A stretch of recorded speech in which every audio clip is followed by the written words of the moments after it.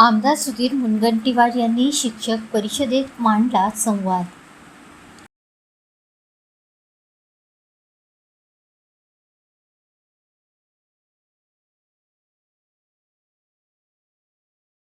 आमदार सुधीर मुनगंटीवार यांनी महाराष्ट्र राज्य शिक्षक परिषद नागपूर विभागाच्या विदर्भ विभागीय अधिवेशनाला संबोधित केले। यावेळी त्यांनी शिक्षकांच्या विविध प्रश्नांवर सविस्तर भाष्य करत संवाद, संघर्ष आणि समाधान या त्रिसूत्री दृष्टिकोनाची स्पष्ट मांडणी केली।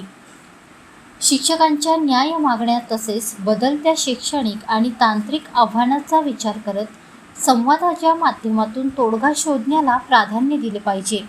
मात्र आवश्यकतेनुसार संघर्षाचीही भूमिका स्वीकारत शेवटी समाधानाकडे वाटचाल करणे गरजेचे आहे, असे त्यांनी ठामपणे अधोरेखित केले। चंद्रपूर येथील राजीव गांधी अभियांत्रिकी महाविद्यालयात आयोजित महाराष्ट्र राज्य शिक्षक परिषद नागपूर विभागाच्या विदर्भ विभागीय अधिवेशनाचे अध्यक्ष अजय वानखेडे, माजी शिक्षक आमदार नागो गानार यांच्यासह मोठ्या संख्येने शिक्षक, शिक्षिका आदींची उपस्थिती होती।